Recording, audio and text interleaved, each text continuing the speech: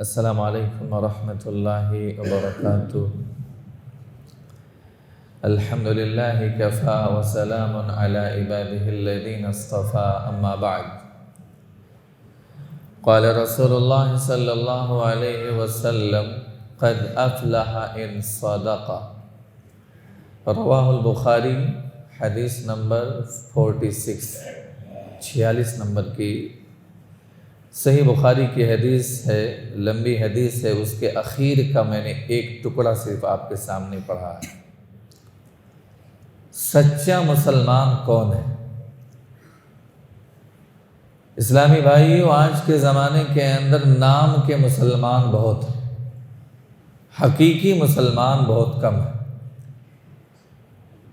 جن کے دلوں کے اندر صحیح معنوں میں اللہ کا خوف ہو، ڈر ہو، صحیح ایمان ہو، ایسے مسلمان بہت کم ہیں، اور نام کے مسلمان تو بہت ہیں۔ صحیح بخاری کی جو حدیث میں نے پڑھی ہے میرے بھائیوں، سچا مسلمان وہ ہے اللہ کے نبی جو چیز بتا دیں اس پر آدمی عمل کر لے، فوراً اس کو مان لے۔ ایسا نہیں کہ مطلب نبی کچھ بتائیں آدمی اپنے حساب سے چلے، ایسا نہیں ہونا چاہیے۔ جو بتا دیں آپ اس کو زندگی میں فالو کرنا شروع کر دو۔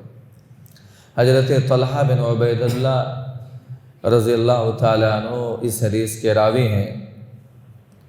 وہ بیان فرماتے ہیں کہ اہل نجد کا ایک آدمی اللہ کے رسول کی خدمت میں حاضر ہوا، جس کے سر کے بال بالکل بکھرے ہوئے تھے، یعنی وہ آدمی سفر کر کے آیا، اس کے سر کے بال بکھرے ہوئے تھے، اس کے آواز کی جو گونج تھی، بھنبھناہٹ تھی، ہم سن رہے تھے، لیکن وہ کیا کہہ رہا ہے ہم سمجھ نہیں پا رہے تھے۔ اتنے میں وہ اور نزدیک آ گیا، قریب آ گیا اللہ کے رسول کے پاس۔ جب وہ آدمی پہنچتا ہے تو اس شخص نے اللہ کے رسول سے اسلام کے متعلق سوال کیا، پوچھا۔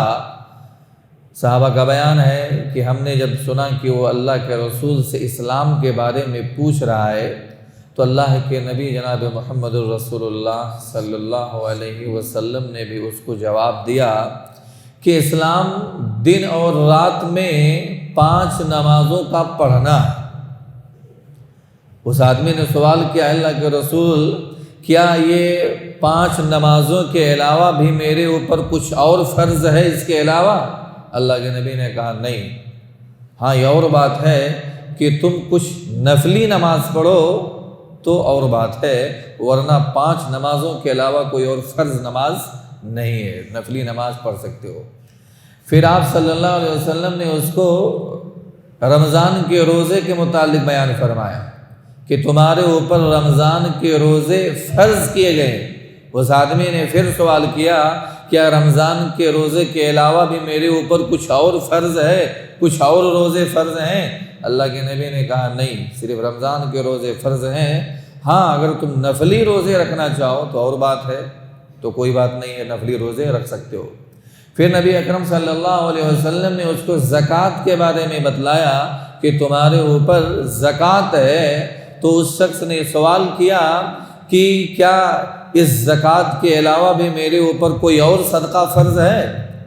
تو اللہ کے نبی نے کہا نہیں، اس کے علاوہ کوئی اور صدقہ تمہارے اوپر فرض نہیں ہے، یہ اور بات ہے کہ تم اپنی طرف سے نفلی صدقہ دو، نفلی صدقہ تم دو تو الحمدللہ اچھی بات ہے، ورنہ فرض جو زکوٰۃ ہے نصاب کو پہنچنے کے بعد وہ صرف وہی فرض ہے۔ بہرحال اللہ کے نبی نے جب اس کو یہ باتیں بتائی تو پھر وہ آدمی پیٹھ پھیر کر کے جانے لگا۔ حضرت طلحہ بیان فرماتے ہیں کہ جب وہ آدمی پیٹھ پھیر کر کے جانے لگا تو جاتے وقت وہ یہی کہتے ہوئے جا رہا تھا کہ قسم اللہ کی میں نہ تو اس سے زیادہ کروں گا نہ کم کروں گا، یعنی میں نہ اس میں کچھ اپنی طرف سے بڑھاؤں گا اور نہ کچھ کمی کروں گا، آپ نے جتنا بتایا ہے اتنا کروں گا۔ اتنا سننا تھا کہ میرے نبی نے اسی موقع پر کہا قد افلح ان صدقہ، اگر اس نے اپنی بات میں سچائی ہے، اس کے بات میں اگر اس آدمی نے سچ بولا ہے تو پھر یہ آدمی کامیاب ہو گیا۔ دوسری روایت میں ہے دخل الجنہ ان صدقہ، کہ وہ آدمی جنت کے اندر داخل ہو گیا اگر اس نے سچ بولا ہے، یعنی جو باتیں میں نے اس کو بتایا ہے اگر یہ انہی باتوں پر عمل کر لے یہ کامیاب ہو گیا، یہ جنت کے اندر داخل ہو جائے گا۔ لہٰذا میرے بھائیوں، ہم اور آپ کو بھی تو کم سے کم چاہیے کہ جو اسلام کی یہ بنیادی چیزیں ہیں، نماز ہے، روزہ ہے، زکوٰۃ ہے، ان کو تو ہم مضبوطی کے ساتھ میرے بھائیوں اس پر عمل کریں، اس پر صحیح طریقے سے عمل کریں، اس کو اپنی زندگی کے اندر میرے بھائیوں اچھے سے اپنا لیں کہ ہم بھی اس پر انشاءاللہ عمل کریں گے تو میرے بھائیوں ہم اور آپ بھی کامیاب ہو سکتے ہیں۔ اللہ ہم اور آپ کو بھی اس کے بدولت جنت کے اندر داخل کر سکتا ہے۔ تو سچا مسلمان اسی کو بولتے ہیں کہ نبی نے جو کچھ کہہ دیا اس کو اپنا لو، اس سے میں کمی زیادتی کچھ مت کرو۔ ہاں، نبی کا فرمان ہم نے سن لیا ہے تو میرے بھائیوں اس کو ہو بہو اس کو ویسے ہی آپ عمل کر لو تو پھر یہ سچے مسلمان کی پہچان ہے۔ ہم اور آپ کو بھی چاہیے کہ سچے مسلمان ہونے کی علامت اپنے اندر اپنائیں میرے بھائیوں۔ ہم بھی اللہ کے رسول کی بتائی ہوئی باتوں پر روزانہ سنتے ہیں، اس پر عمل کرنے کی کوشش کریں۔ اللہ سے دعا ہے اللہ ہم تمام لوگوں کو قرآن و حدیث کے مطابق زندگی گزارنے کی توفیق عنایت فرما۔ آمین۔ السلام علیکم ورحمۃ اللہ وبرکاتہ۔